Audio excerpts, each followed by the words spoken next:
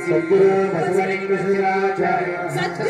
शिवानंद शिवाचार्य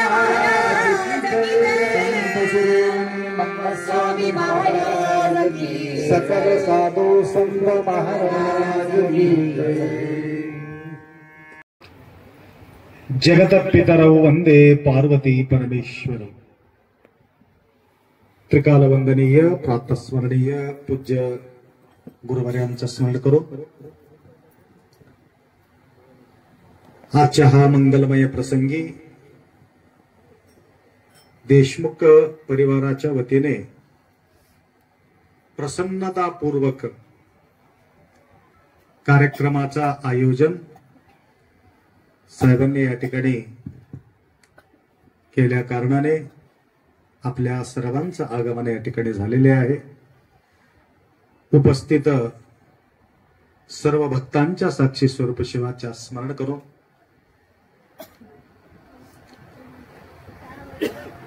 व्यक्तीच्या जीवनामध्ये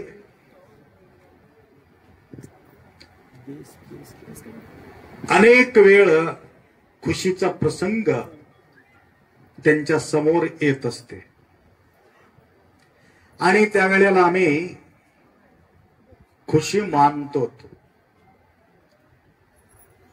त्याप्रमाणे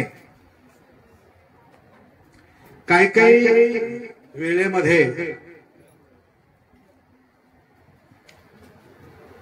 काही आपल्या जीवनात खुशी देणारे जे कार्य आहे किंवा व्यवस्था आहे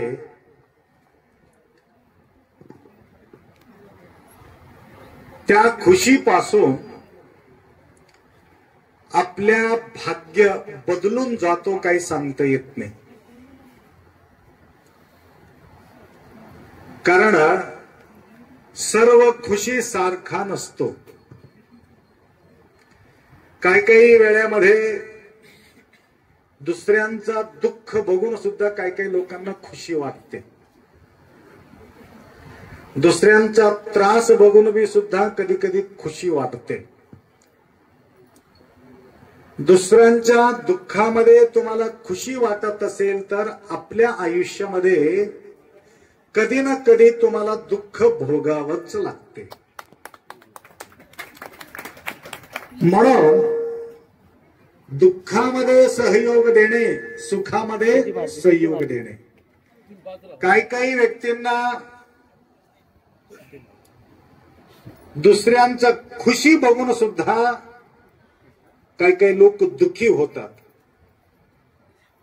तेही सुद्धा आपल्या जीवनामध्ये यशस्वी देऊ शकत नाही। परंतु आज आपले देशमुख साहेब, नाव काय त्याचं? बालाजीराव देशमुख। तर त्या बालाजीजवळ बाहेरचा गडगंच संपत्त असेल, परंतु आमच्या बालाजीजवळ अंतरंगामध्ये जो संपत्त भयानक ते आतला दिसून येत नाही, बहिरंगाचं कसंही दिसून येतो। हृदय श्रीमंती त्यांच्याकडे आपण पाहतो। म्हणून आज आल्यापासून मी पाहतो तर कुठला तरी स्वैर्य आल्यानंतर त्यांच्या सेवा करणे, त्यांच्या अतिथी सत्कार आहे। आणि किंवा लग्नाच्या वाढदिवस फिरत काहीतरी करत असताना सुद्धा खुशी मांडणं ते गोष्ट वेगळी आहे. पाळण्याचा कार्यक्रम आहे, खुशी व्यक्त केला तर असेल, लग्नाचा कार्यक्रम आहे, खुशी व्यक्त केला असेल. अशा प्रकारचे अनेक प्रसंग संसारामध्ये आपण पाहतो. ते खुशी तुम्हाला पुण्यदायक आहे किंवा नाही सांगता येत नाही. परंतु ज्या दिवशी सद्गुरु माऊली आमच्या घरी येणार आहे म्हटलं तर ते खुशी त्यांच्या जीवनात आवरत नाही. संत आले घरात त्याची तोची तुकोबराय म्हटलं.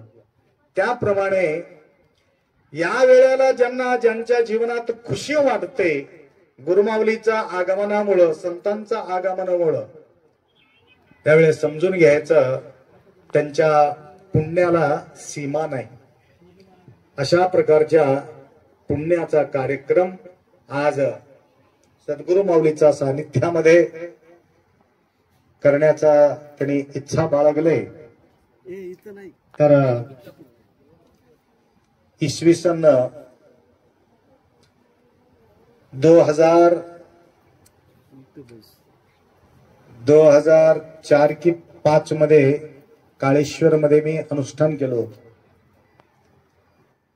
जवळजवळ 20-21 वर्ष संपन्न होत आलेले. 21 वर्षाच्या पुढे पहिला आपले मिनिस्टर अशोकरावजी पदावर विराजमान होते.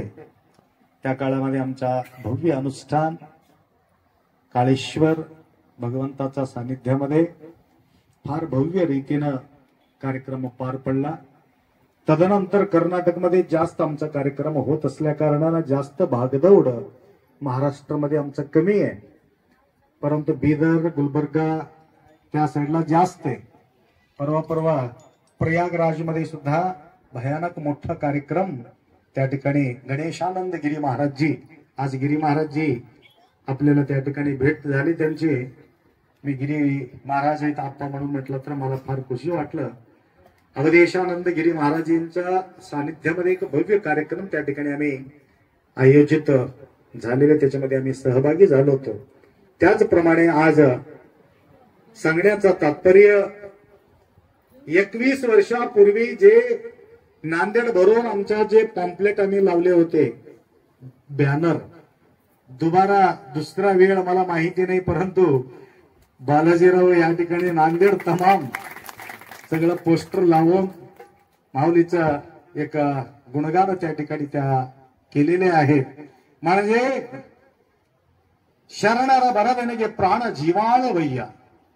अण्णा बसवण्णा म्हणतात माझ्या जीवनामध्ये खरा खुशी कधी होते म्हटलं तर काय लोक मरता वेळेस म्हणतात जीव जात नसेल तर मुलीला बोलवा, त्याला बोलवा, ह्याला बोलवा, त्याला बोलवा म्हणून बोलून घेतात. परंतु अण्णा बसवण्णा म्हणतात जाणारा जीव जात असेल तर माझा जीव वापिस येतो. कधी? गुरुमाऊली ज्या दिवशी माझ्या घरी येणार आहे त्या दिवशी माझा जीव वापिस येतो म्हणून त्यांनी सांगतात. त्याप्रमाणे अंतःकरणपूर्वक भाव भरून त्या ठिकाणी नितांत सेवा काल रात्रीपासून त्यांच्या या ठिकाणी आयोजन चालू आहे. तर तात्पर्य या ठिकाणी सांगण्याचं म्हणजे एकमेव कारण आहे, ज्या ठिकाणी संतांच्या मार्गदर्शन होत असतो, संतांच्या पाऊल पडत असतो, हलव माते नुनी नलिदुपाद वनिट्टा नेलवे सुक्षेत्र जलवे पावन तीर्थ सुलभ श्री गुरुवे कृपया. ज्या वेळेला संत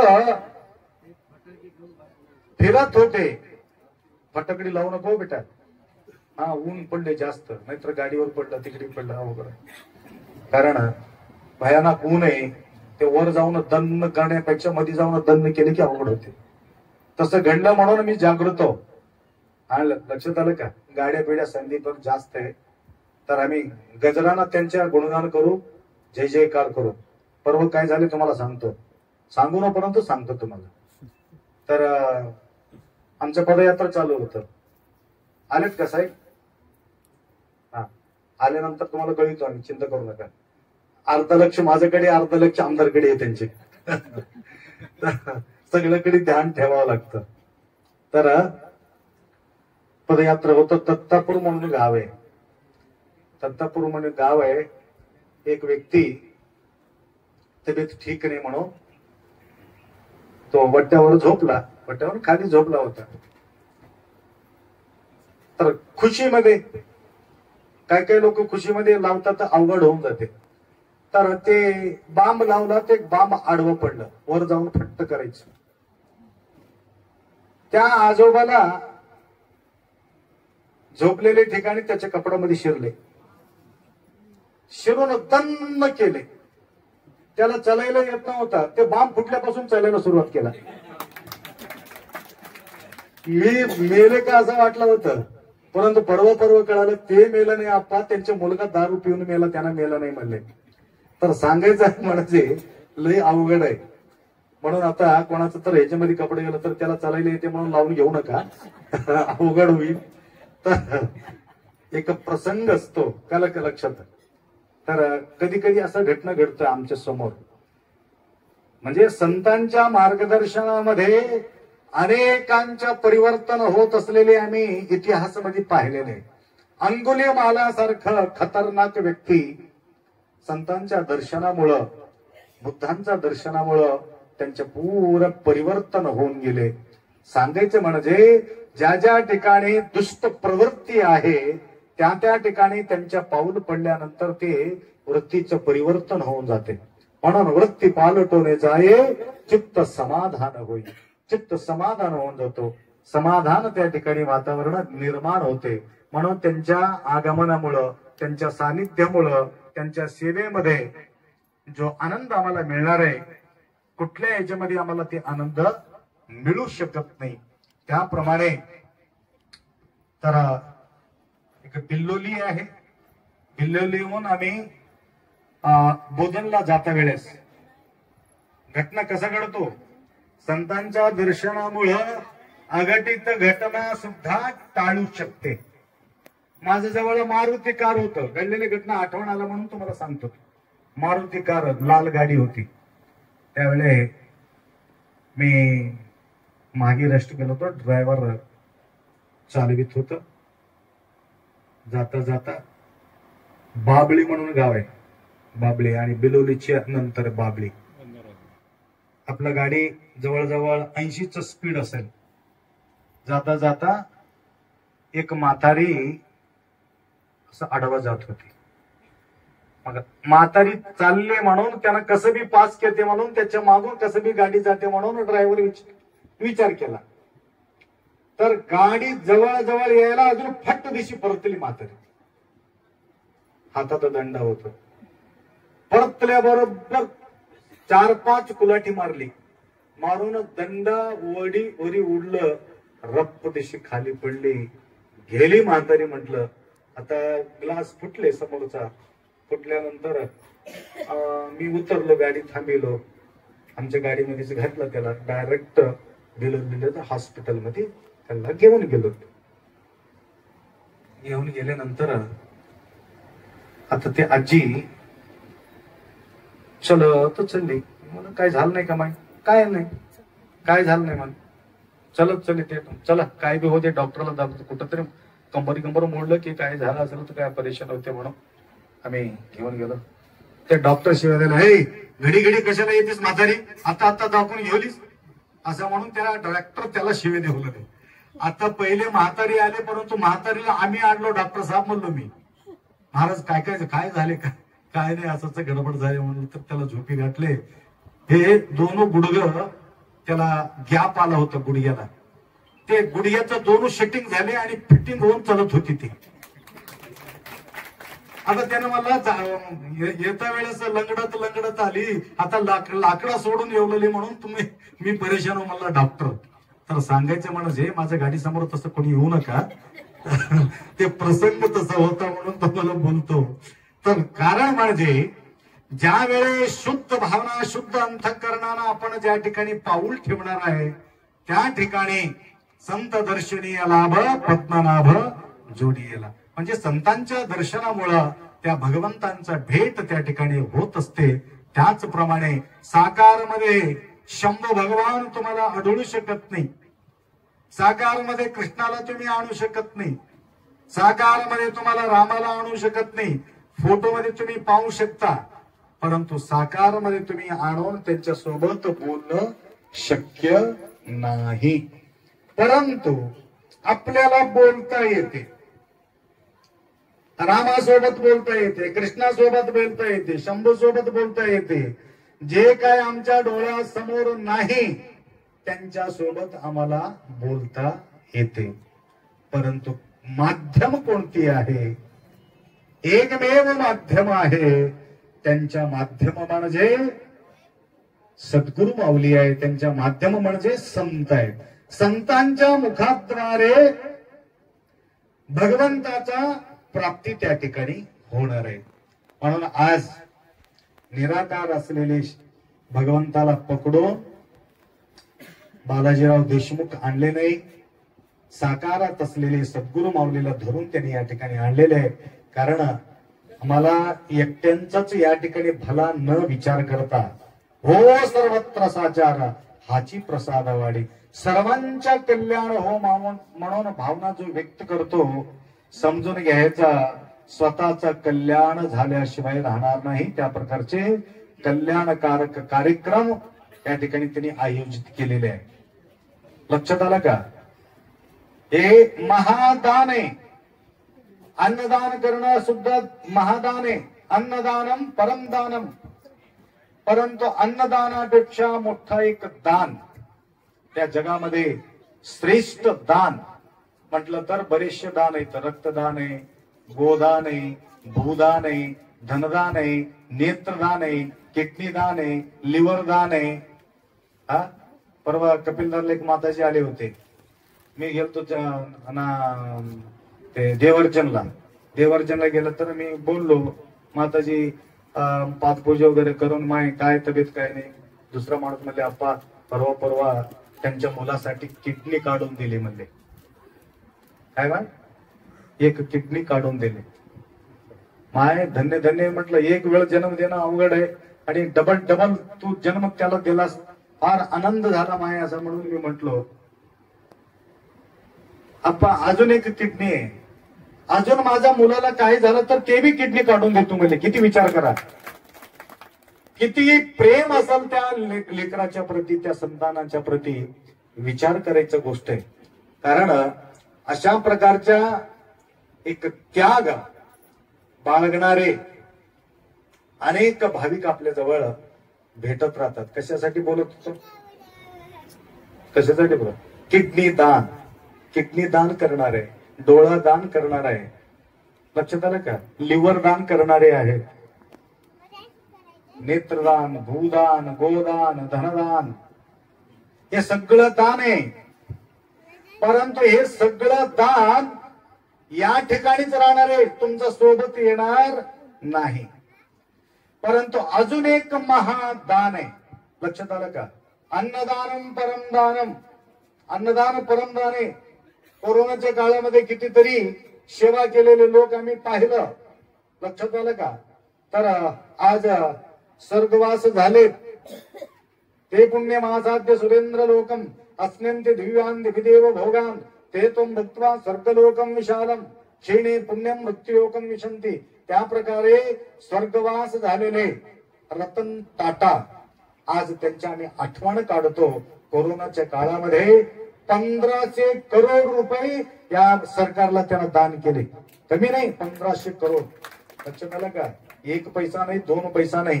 तर त्या प्रकारे त्यांनी दान केल्यामुळं आज रतनचं नाव आम्ही या स्टेजवर बसून त्यांचं नाव घ्यायचं काय गरज होती मला सांगा.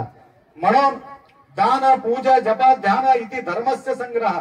जो धर्म संग्रह करतो त्यांना आम्ही विसरू शकत नाही. त्याला म्हणतात धर्मवीर. लक्षात आलं का?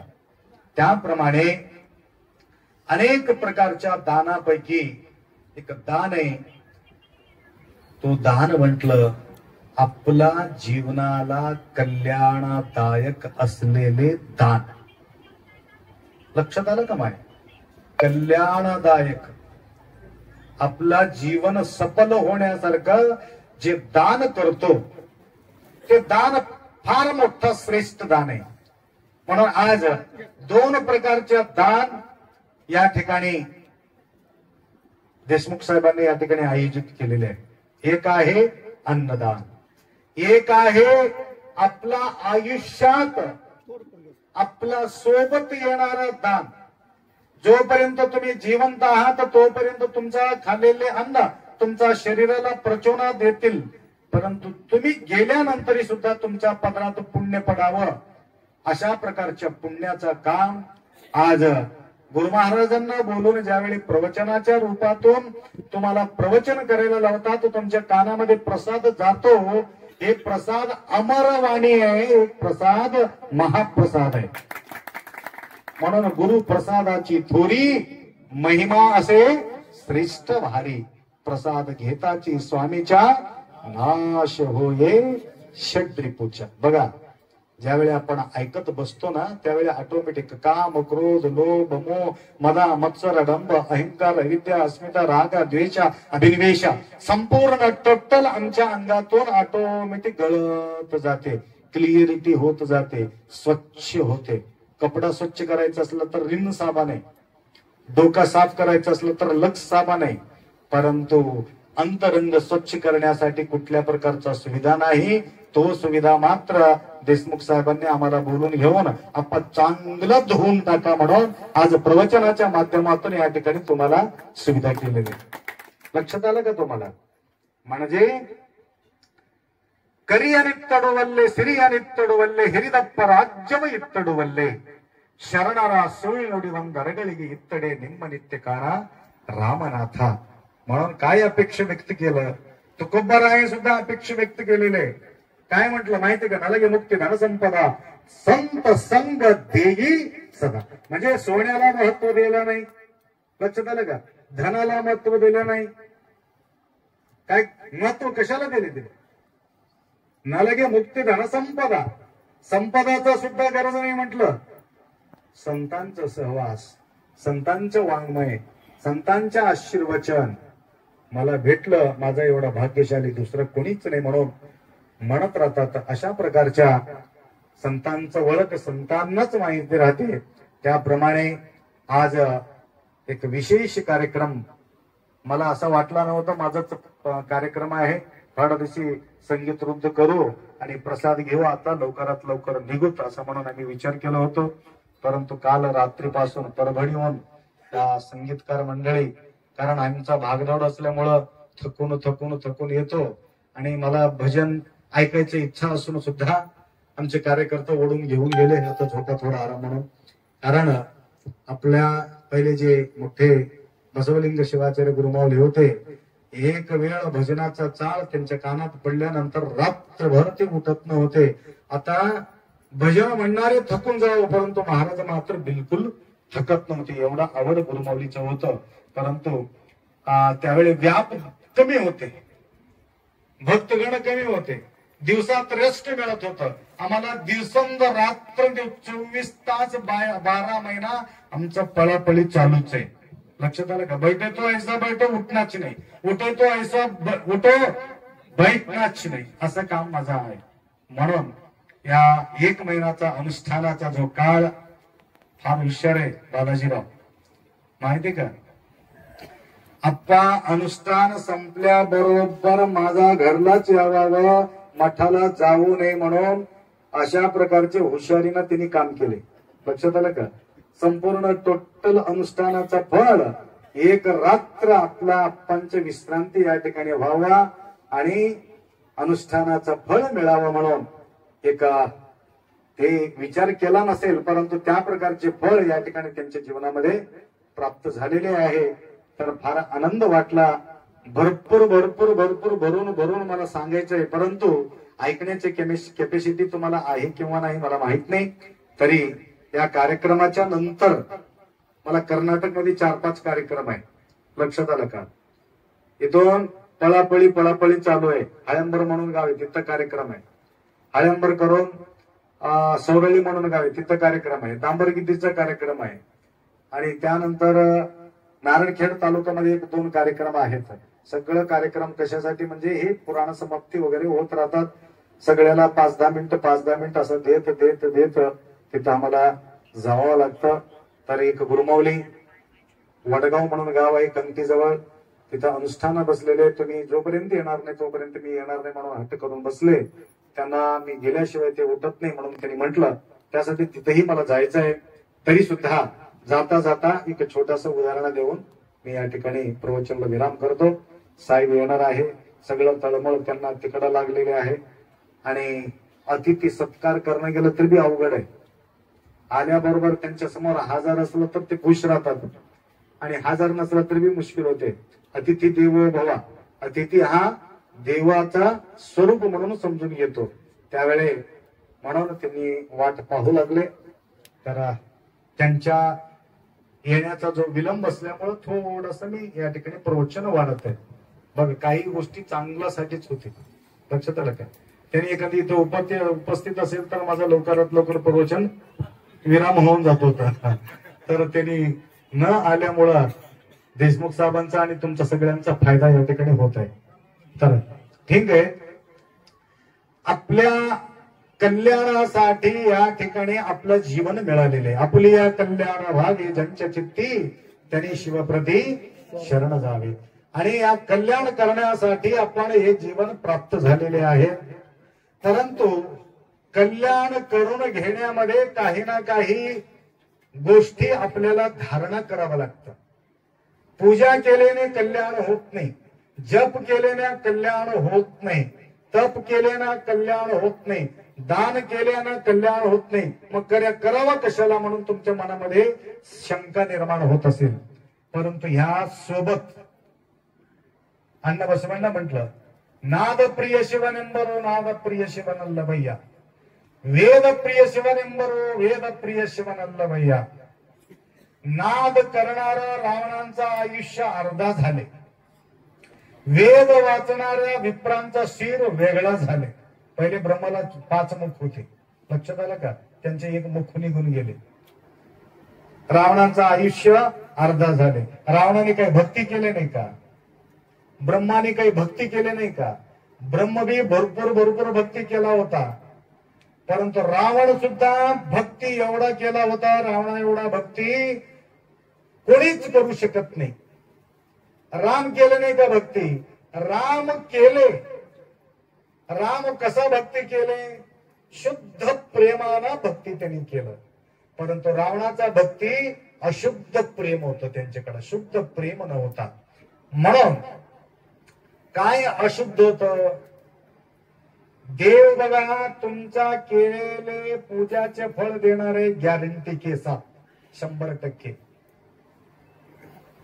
तुम्ही पूजा केल्यानंतर पूजाचं फळ मिळणार आहे, जप केल्यानंतर जपाचं पुरतं तेवढंच फळ मिळणार आहे, काही केल्यानंतर त्याचं फळ त्याच्या मिळणार आहे. केली या कर्माते भोगावे ते.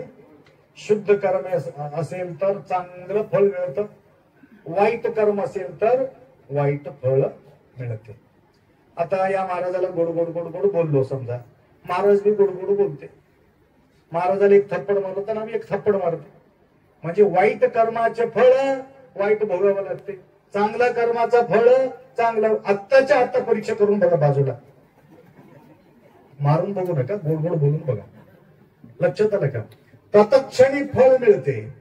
त्याप्रमाणे वाईट कर्म केल्यानंतर वाईट कर्माचं फळ भोगावंच लागते. केली या कर्माते भोगावे ते फळ. त्याप्रमाणे जो कर्म, पूजाचा जो कर्म आहे, पूजा केलेले कर्माचं फळ रावणाला भेटले. काय भेटले? सुवर्ण लंका भेटले. पहिला शिवाचं होतं ते सुवर्ण लंका, शंभू महादेवाचं होतं. ते शंभू महादेवाचा लंका 1 तोळा सोना द्या म्हटलं तर आम्ही देऊ शकत नाही. माय सोनबाई मागितलं तरी मी देईन आम्ही. लक्षात आलं का? तर रावणाने पूजा करून सुवर्णाचा लंका मागितलं तरी सुद्धा मुक्त मनाना देऊन टाकला भोला भंडार. त्यांचं नाव भोलानाथ आहे, भोलानाथ. लक्षात आलं का? भोलानाथ कधी ठेवून घेत नाही, सर्व सुखाचा भंडारा तो हा पार्वतीची वर. म्हणून मागे पुढे विचार न करणारा देव म्हटलं तर महादेव आहे. मागे विचार करतो ना पुढे विचार करतो. तत्क्षणी वरदान देणारा, तुर्त दान देणारा महादेव आहे. म्हणून आजकाल तुम्ही बघा कुठं बी महादेवाचा जय जयकार होऊ लागलो. कुठं बी आता एक महादेव बसून आला होता. आता तुमच्या रस ठेवलेले म्हणून विठ्ठलेश्वर महादेव, विठ्ठलेश्वर नगर म्हणून इथं आहे विठ्ठलेश्वर महादेव. अचानक ते महाराजांनी माझं गैरहजेरी झाली आपण म्हणून मला फोन केले. आता कसंही करा, हा थोडा प्राणप्रतिष्ठापन करून या. महादेवाला विचारले पार्वती, महादेवाला पार्वती विचारले काय म्हणून. सगळ्याचा जन्म आईच्या उदरातून होतो, परंतु तू बी भूलोकावरती जन्म घेतो, कसा घेतोस म्हणून विचारले. जन्म कसा होते तुमचं. सगळ्यांचा जन्म आईच्या उदरातून होते, परंतु तुमचा जन्म कशाने होते विचार केली ती माय. तर हुट्टिदेन गुरुदेन हस्त डोळगे, गुरुमावलीचा हस्तामधून माझा जन्म होते म्हणून महादेव म्हणतात. म्हणून प्राण प्रतिष्ठापना गुरुमावलीच्या हाताने त्या ठिकाणी करत राहतो. कारण गुरुमावली काय आवड आहे, निरंतर त्यांच्या आठवण काढतात म्हणून त्यांच्या अंकित देव अंकित तयाचा, शुद्ध भाव ज्यांचा देव अंकित तयाचा, त्या प्रकारे त्यांच्या अंकित होत असतात म्हणून त्यांच्या हातातून त्यांचा जन्म होत असते. म्हणून रावणाने ज्यावेळी पूजाचं फळ मागितलं, जपाचं फळ मागितलं, तपाचं फळ मागितलं, सगळं देऊन महादेव मोकळं झाले, परंतु आयुष्य मात्र दिलेले नाही. आयुष्य अर्धा होऊन गेले त्याचे.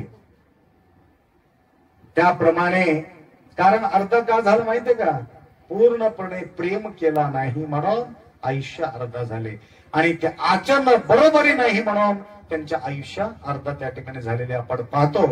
त्याप्रमाणे ज्यावेळे ब्रह्माचा शिर जे वेगळं होऊन गेले, हा 5 होते मुख, सगळं मुखातून स्तुती करत होते. शिववीर अन्य करीत उपाय जाणा तो अपाय होती सर्व. कधी देवी देवतामध्ये कधी भेदभाव झालेले नाही. त्यांच्या स्तुती यांनी करतो, यांच्या स्तुती त्यांनी करतो, परंतु अहंकार आल्यानंतर त्याच्या अहंकाराचं निरसन बी करतो देव. मला काय, मला बी 5 मुख आहे, महादेवाला बी 5 मुख आहे, माझ्या लेवल मध्ये असलेले महादेवाचा गुणगान मी कशाला करू म्हणून अहंकार आले त्यांना. त्यावेळी त्याला वाटलं अरे अहंकार आले म्हणून त्यावेळी ज्या मुखातून नाव घेतला नाही ते मुख काढून टाकले. म्हणून आता चतुर्मुख ब्रह्म झाले. ब्रह्माचं शिर वेगळं झालं, रावणांचं आयुष्य अर्धा झाले. कशामुळं, अहंकारामुळं. म्हणून जोपर्यंत अहंकार राहणार आहे तोपर्यंत पूर्णपणे तुम्हाला मोक्ष मिळू शकत नाही. म्हणून हे अहंकार संहार करण्याचं काम कोणाचं आहे म्हटलं तर सद्गुरु माऊलीची आहे. म्हणून म्हणतात प्रसादाची थोरी महिमा असे श्रेष्ठ भारी. प्रसाद घेताची स्वामीच्या नाश होये शत्रिपू. शत्रिपूचा नाश करण्याचं काम फक्त संत आणि सद्गुरु माऊली आहे. म्हणून हे प्रसाद वाणी आहे. म्हणून या ठिकाणी या वाणीतून तुम्हाला अंतरंग पवित्र करण्यासाठी बहिरंगाचा पवित्र बद्दल बोललो, कपडा धुवून टाकलो मोकळं झालो, डोकं धुवून टाकलो मोकळं झालो, परंतु मन धुण्यासाठी निरमा पियाला जमत नाही माय. हा 1 अर्धा किलो निरमा पिऊन टाका, स्वच्छ होईल का, होत नाही. परंतु एकमेव उपदेश आहे, संतांचा उपदेश आहे. संतांचा उपदेश ऐकल्यानंतर तुमच्या अंतःकरण पवित्र होते. अशा प्रकारच्या पवित्र होत असतात तुमच्या अंतःकरण. साक्षात देव तुमच्या हृदयामध्ये येऊन वास करतो. म्हणून त्यांना जास्त महत्व संतांना दिलेले आहे. म्हणून हृदय भुवन करा फुले शिव. सगळ्याचा हृदयामध्ये देव बसतो नाही म्हणायचं नाही, परंतु पहिला मिळण्याचं ठिकाण म्हणजे कुठं आहे, सदा वसंतं हृदयारविंदे भवं भवामि. म्हणते की नाही, कर्पूर गौरव करुणावतारो संसार सारो भुजगेन्द्रहार सदा वसंतं हृदयारविंदे भवं भवामि सहितं. मी एकटंच नाही, संतांच्या हृदयामध्ये मी एक व्यक्ती बसत नाही. भवम भवामी, भवानी के साथ मैं बैठता हूं उनका हृदय मंदिर में, अकेले नहीं बैठता. इसलिए ढूंढना है तो कहां ढूंढना है, ढूंढना है तो कहां ढूंढना है. संत को ढूंढे तो आपको भगवान मिल सकता है, नहीं तो भगवान नहीं मिलता. लेकिन आदमी कहां ढूंढता है, कहां ढूंढ रहा है, बाहर भटक रहा है आदमी. बहिरंगात भटकू लागले. तिथं देव आहे का, तिथं देव आहे का, तिथं देव आहे का, तिथं पळ, इथं पळ, तिथं पळ, धावपळ धावपळ धावपळ, थकून थकून थकून थकून येऊन बसतो. लक्षात आलं का. अजून साहेब आला नाही, सांगू का.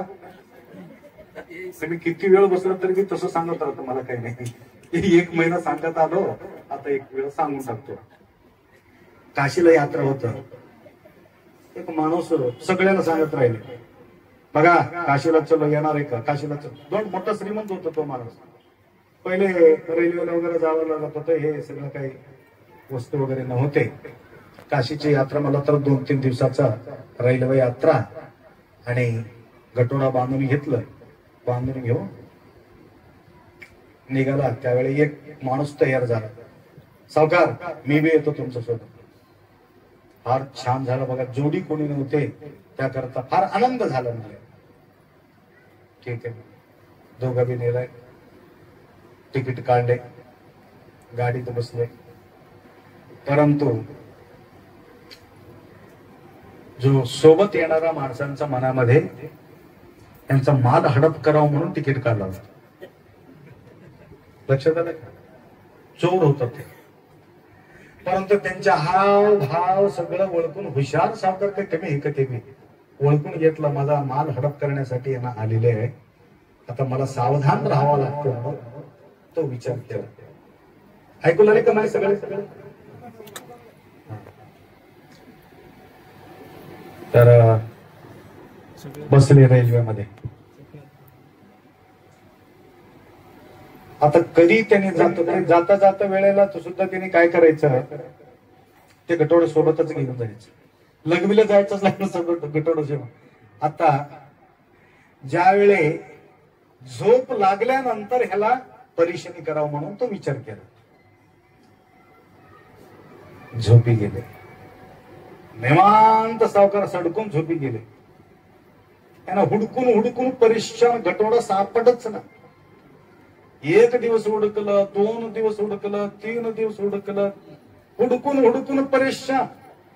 आता गटोडाच भेटणार. दिवसभर त्याच्या हातामध्ये दिसा, दिवसभर गटोडा दिसा, रात्रभर गटोडा दिसतो ना. अवघड झाले. आखरी काशी जवळ जवळ जवळ काशी. आता गाडी उतरणार, त्यावेळी ह्याला सहन झाला नाही चोराला.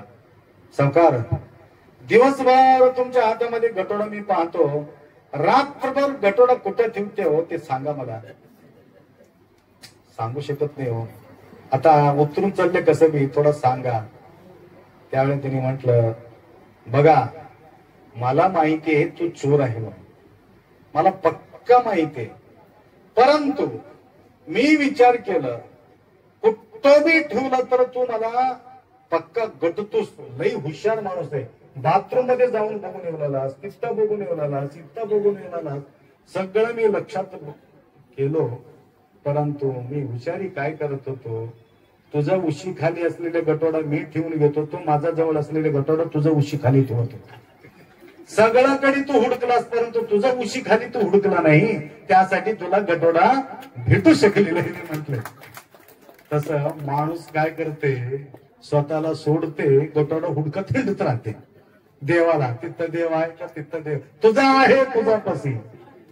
बिलकुल जागा चुकलास. म्हणून संत काय करतात, गुरुमाऊली काय करतात, अरे भटकू नको रे बेटा, तुझ्या जवळच सगळं काही गोष्टी आहे म्हणून तुम्हाला समजून सांगण्यासाठी तुम्हाला मार्गदर्शक होऊन ते येत राहतात. परंतु हे तुमच्या जवळ असलेली चीज सुद्धा तुम्हाला दिसण्यासाठी तुमच्या जवळ राग राहता कामा नये,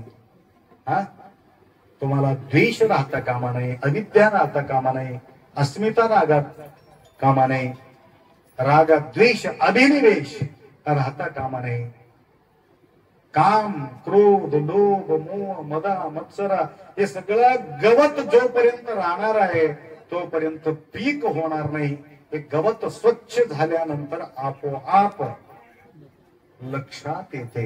लक्षात आलं का? आतला जो गटोडा दिसण्यासाठी बॅटरी घालावंच लागते. बॅटरी टाकल्याशिवाय गटोडा दिसू शकत नाही. परंतु उजाड बाहेर आहे म्हणून गटोडा बाहेर हुडकत बसलं तर गटोडा किती दिवस हुडकलं तरी सुद्धा ते गटोडा सापडणार नाही. गटोडा कुठं आहे? घरात आहे. हुडकतो कुठं? बाहेर. कस काय? उजाड आहे. कोणीतरी म्हटलं उजाडला हुडका. उजाडला हुडका म्हणलं तर सूर्याच्या उजाडला हुडकू लागलं. आता आहे गटोडा तिथं हुडकावं लागते. काय उजाड म्हणलं तर कंदिली तरी लावावं लागेल, बॅटरी तरी घालावं लागेल, लाईट तरी टाकावं लागेल. त्यावेळे तुम्हाला तुमच्या डोळ्याला त्या ठिकाणी दिसणार आहे. परंतु तसं अंधार बुडत पडलेले जे काम क्रोध जे रूपी जे अंधकार आमच्या अंगामध्ये पडून आहे, परंतु त्या अंधकाराला दूर कोण करणारे? अज्ञान तिमिरांधस्य ज्ञानांजन शलाकया चक्षुर्मीलितं येन तस्मै श्री गुरवे. ते अंधकार दूर करण्याचा काम फक्त गुरुमाऊलीकडे आहे, दुसरा कोणीही करू शकत नाही. म्हणून गुरुमाऊलीचा धावा आपण घेतो. आजकाल फार जागृत राहा. लक्षात आलं का? धोका देणारे लोक लय होऊन गेलेत.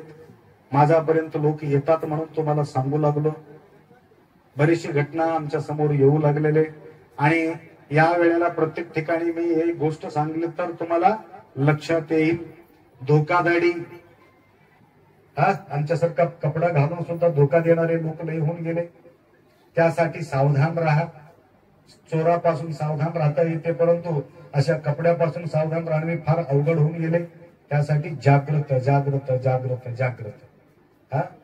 परवा घटना घडली. इथं मला घेऊन गेले तर करकेलीला, नाव सांगत नाही त्या भक्ताचं, करकेलीला घेऊन गेले.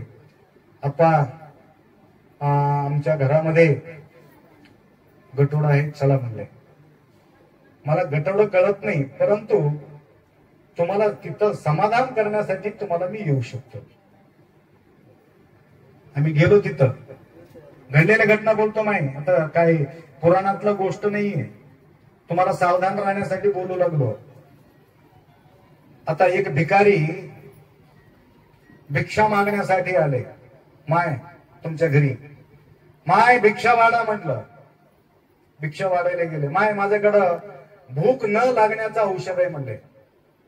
भूक न लागण्याचं औषध कितक्याला देतोस म्हणली. बाई 2 रोटी दे, तुला भूक न लागण्याचं औषध देतो म्हणले. पळत गेली बाई. 2 रोटी घेऊन आली आणि देऊन टाकली आणि भूक न लागायचं औषध घेतले. आता नवरा आला. आल्यानंतर विचारलं कोण आला होता? नाही, भूक न लागण्याचं औषध आणलं होतं, घेतलं. कितक्याला? 2 रोटीला. पागल, भूक न लागण्याचं औषध असेल तर त्यांना रोटी कशाला घेत होता? तेवढं तुला कळलं का? एवढा अक्कल कुठे गेली तुझी? स्वतः भूकानं हिंडलाले ते गावागाव आणि भूक न लागण्याचं औषध तुला देते. मूर्ख बनून गेले म्हणून म्हटलं. त्याप्रमाणे तिथं एक कथा सांगणारा माणूस, ते कोणता कथा मी सांगत नाही, कथा सांगणारा माणूस, एक भक्ताजवळ 28 लाख रुपये आले होते. घडलेल्या घटना बोलतो तुम्हाला. 28 लाख रुपये कसा हडप करावा म्हणून त्या महाराजांना कळालं. त्या ठिकाणी तो गेला. त्यामुळे म्हटलं काय बरोबर तुझं 28 लाख रुपये आले म्हणते. महाराज तुम्हाला कसं कळत? मला सगळं कळते आणि घराचं बांधकामचं नियोजन चालू आहे. अरे तुम्हाला कसं कळलं? मला सगळं कळते. मग काय करावं महाराज? काय नाही, 28 लाखांना काय होत नाही. तुझ्या जवळ 2 सोन्याचा हंडा आहे आणि ते हंडा काढून देतो. मग हे पैसा मात्र लोकसेवेमध्ये तुला खर्च करावा लागते. मग काय करावं लागते? 7 दिवस तुमच्या गावाला पुरा भंडारा करा म्हटलं. काय भंडारा? रसाळीचा वेळ होता, ते आंब्याचा रसपोळी. 7 दिवस रसपोळी वाढायची. गाव तमाम, कोणाचा बी चूल पेटायचा नाही. सकाळी नाश्ता, दुपारी जेवण, संध्याकाळी जेवण, या प्रकारे 7 दिवस तृप्त केला ना, तुझं कल्याणच होते म्हटले. आणि भारीच भागवत कथा त्याने सांगू लागलो. पब्लिक म्हणजे पब्लिक, अरे मावना गेले. आणि त्या ठिकाणी 7 आपला महाराज जी, क्या हुआ कुछ गडबड मत करो, हो जाता काम, गडबड मत करो, निकाल के देतो ना, असं करता क्या, असं म्हणून म्हटलं. आखरी समाप्तीचा वेळ, भयानक मोठा कार्यक्रम घेतलं. नंतर ते जवळ 8 लाख रुपये शिल्लक होते. 20 लाख रुपये खर्चले, 8 लाख रुपये शिल्लक होते. त्यांना म्हटलं, हे बघ, हे 8 लाख रुपये हे गटोडा लागलेले पैसा सुख पडू देत नाही. म्हणून तुझं एकुलता एक मुलगा आहे, त्या मुलाला नोकरी देतो मी, माझा संस्था आहे, त्याकरता ते 8 लाख रुपये आरटीजीएस करून दे. 8 लाख रुपये आरटीजीएस करून घेतलं. आता झाला मोकळं. हा, मोकळं झाल्यानंतर आता महाराजजी कवा, महाराजजी कवा, 3 दिवस एरंडाच्या तेलाचा दिव्या लावून ठेवत्या याच्यामध्ये, म्हणलं त्या जागेवर. ऑटोमॅटिक 3 दिवसाला बाहेर निघते. मी गटोडा बघू शकत नाही, 1 नया पैसा मला लागत नाही, तू घेऊन तुला काय करायचे करून घे म्हणून सांगून निघून गेले. पत्ताच नाही ते कुठे गेले, काहीच नाही. घडलेली घटना बोलतो तुम्हाला. परेशान होऊन गेला बेचारा. वारकरी व्हाय बापा, किती ते भजन करणारा माणूस, हा परेशान होऊन गेला. तर सांगायचं म्हणजे, अशा प्रकारचे आश दाखविणारे कोणी तुमच्या जवळ आला असेल तर त्याच्यामध्ये तुम्ही परेशानी होऊ नका म्हणून तुम्हाला सांगू लागलो. हे कोणी सांगत नाही म्हणून तुम्हाला सांगायचं वेळ आली. म्हणून आजकाल असं फिरणारे लोक लय होऊन गेले, दाखविणारे लय होऊन गेले. कोणी बघा, ज्यांनी ते ठेवणारा जो माणूस आहे, कोणाला भेटावं म्हणून ठेवते की न भेटावं म्हणून ठेवते? इमानदारीनं सांग, कोणाला भेटावं म्हणून ठेवते का? कोणालाच भेटू नये म्हणून त्याच्यावर सर्प करून ठेवते. ते कोणाला भेटायचंच नाही. देवाला शपथ घालून ठेवते, देवा कोणाला भेटू नये म्हणून. त्याकरता असल्या प्रकारच्या गटोडाचा आश करून परेशानी होऊ नका आणि कोणाच्या ह्याच्यामध्ये बळी पडू नका. आणि उत्तम मार्गदर्शन करणारे जगामध्ये भरपूर संत आहेत. त्यासाठी चांगलं योग्य मार्गदर्शन तुम्हाला करत असेल तर त्या ठिकाणी मार्गदर्शन ऐकून घ्यावं, आपलं जीवन सार्थकता करून घ्यावं. आलेत का ते? हा, ठीक आहे. या ठिकाणी तर बालाजीराव देशमुख साहेब परिवार, बराच परिवाराला मी जाऊन भेट देतो, परंतु ज्या परिवारामध्ये एकमेकाशी प्रेमाला राहतात त्या ठिकाणी देव येतो, त्या ठिकाणी देवाचा वास राहतो. लक्षात घ्या माय. ज्या ठिकाणी किरकिरी होते, भांडण होते, तंटा होते, त्या ठिकाणी देव बी राहत नाही, संत बी राहत नाही. थोडासा कुरुबुर होत असेल तरी सुद्धा संत महात्मांना बोलून घ्यावं, ते कुरुबुर बंद करून घ्यावा. लक्षात आलं का माय? हा, ऐकलेलं की नाही? ऐकू येणार का सगळ्याला? माय ऐकू येणार का? ठीक आहे. बरं, या देशमुख साहेब थोडं अजून घेऊ का? ठीक आहे, ठीक आहे. मा इकडे ऐका. महाराजांना कसं काय बोलावं मी तुम्हाला सांगतो. काही काही लोक महिन्याला एकदा बोलून घेतात, काही काही लोक वर्षाला एकदा बोलून घेतात, काही काही लोक 2 वर्षाला एकदा बोलतात, काही काही लोक 3 वर्षाला बोलतात, काही काही लोक 5 वर्षाला बोलतात, काही काही लोक 12 वर्षाला बोलतात. कसं काय असं करतात सांगू का? पहिले पूर्वी घरामध्ये ज्यावेळी भांडण तंटा सुरू झाला त्यावेळी महाराजाला बोलून घ्यायचं. आता थोडं सांगावं, आता थोडं सांगा.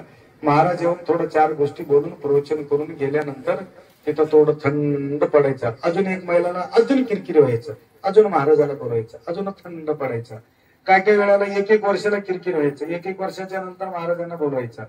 त्या प्रकारे या ठिकाणी देशमुख साहेब किरकिर होले म्हणून बोलले नाही मला. तुम्ही समजून घेऊ नका. मला ते विचारले बी नाही, किरकिर बद्दल मला विचारले बी नाही. तर पहिले बैलगाडी राहत होते. बैलगाडी बघितले का? परवा झाला ना पोळा. आता बैलगाडी भेटणं गेल्या म्हणून बैलगाडीचे सोबत त्या दोन बैल आणि गाडी त्या देवारीवर ठेवलेले. आजकाल बाहेर मिळण्या गेले म्हणून देवारीवर ठेवलेले, ठेवून पूजा करतात. गाडी बांधून जायचं त्यावेळेस जीप वगैरे नव्हते. जाता जाता जाता जाता चलून चलून चलून ते तेल खतम व्हायचं त्याचे त्या चाकामधलं. त्यावेळी काय व्हायचं, चाक आवाज कुई कुई कुई कुई कर कर कर कर. ते बाजूचं हे तेल लावा म्हणायचं. ते बाजूचा माणूस हे थोडं तेल लावा. ते तेल बी बाजूला बांधून ठेवत होते. ते नळी नळी ठेवत होते. नळीचं तेल घेऊन लावून टाकलं, अजून आवाज बंद. तसं आम्ही बी तुमच्या कानामध्ये तेल घालण्यासाठी आलो, आवाज बंद होण्यासाठी. नाही तर कुरकुर कुरकुर आवाज देते. इथं पाटलाचा नाही, देशमुखचा नाही, तुमचं सगळ्याचा करकर किरकिरी आवाज बंद होण्यासाठी या ठिकाणी प्रवचन असते, सांत्वन मिळते, गाडी व्यवस्थित चालतो. हे सर्व्हिसिंग सेंटर आहे. त्या गाडीचं सर्व्हिसिंग सेंटर तर गावात असेल, परंतु या गाडीचं सर्व्हिसिंग सेंटर म्हणजे आम्हीच उस्ताद आहे त्याचे. आलं का लक्षात? त्याचं रिपेरी करणं म्हणजे गुरमावलीच्या का हातामध्ये आहे. त्या प्रकारे आज तुमचं सर्व गाडीचं काय काय म्हणतात त्याला, सर्व्हिसिंग सेंटर आज देशमुख साहेबांनी खोलले. आतापर्यंत मी सर्व्हिस केलो, आता कितीपर्यंत पक्का झाले ते देव जाणे. त्याकरता आज देशमुख साहेब या ठिकाणी दोन गोष्टी बोलतील. तर अशा हा सुंदर परिवार यांच्या आयुष्यामध्ये सुखशांती समृद्धी आयुष्य आरोग्य देव. तर तसेच आमचे रुद्रसंघ मंडळ तमलूर यांच्या वतीनं फार सुंदर संगीतमय रुद्र त्या ठिकाणी पार पडलेले आहे. व तसेच कालपासून परभणी तुमचं भणभणी दूर करण्यासाठी परभणीचे लोक आले तिथं. आलं का लक्षात? भणभणी तुमचं भजन ऐकलं, भणभणी दूर होते. परभणीचे कार्यकर्ते या ठिकाणी आले, तर भजन मंडळी त्यांची सुद्धा सकाश तुम्हाला या ठिकाणी भेटलेले. तुम्हाला बघून आता मला बोलावंच वाटलेलं. बघ काय केलं ती जादू मला काही माहित नाही. तर असं अशा प्रकारचे कार्यक्रम वेळोवेळ होत असावं आणि असंच सकाश तुम्हाला मिळत राहावा एवढा अपेक्षा व्यक्त करून दोन शब्द या ठिकाणी विराम करू. सांबदे नमः पार्वते हर हर महादेव, हर हर महादेव. महादेव म्हणणं गेल्या पुढल्या जन्मामध्ये मुक्क होऊन जन्मले. मुक्काला काय म्हणतात? मुक्कच म्हणतात. हर हर महादेव, हर हर महादेव. दोन हात वर करून म्हणायचं हर हर हर हर महादेव. हात वर करून गेलं तर लग्न होऊन जन्मले. तर असं शिवाजी महाराजांचा एक गजर आहे, लक्षात आलं का? त्यांना यशस्वी मिळण्याचं एकमेव कारण आहे हर हर हर हर. 16 सांदे 72 कोठड्या काया निर्मिली, 9 दरवाजे खिडके मूर्ती बसविली. 27 सागराचा वेडा कैसा घातिला, दास म्हणे बाप माझा कनवाळू आला. ओवाळा गोवाळा माझ्या सद्गुरु राया, 5 तत्वाच्या ज्योतीला विराधाना. कर्पूर गौरम करुणावतारम, संसार सारम भुजगेंद्रहारम. सदा वसंतम हृदयारविंदे, भवम भवानी सहितम नमामि. यारोम यज्ञेन यज्ञमय जंत देवः, स्थानि धर्माणि प्रथमान्यसन्यः. तेहेनाकं महिमान्यः, सचन्त यत्र पूर्वे सा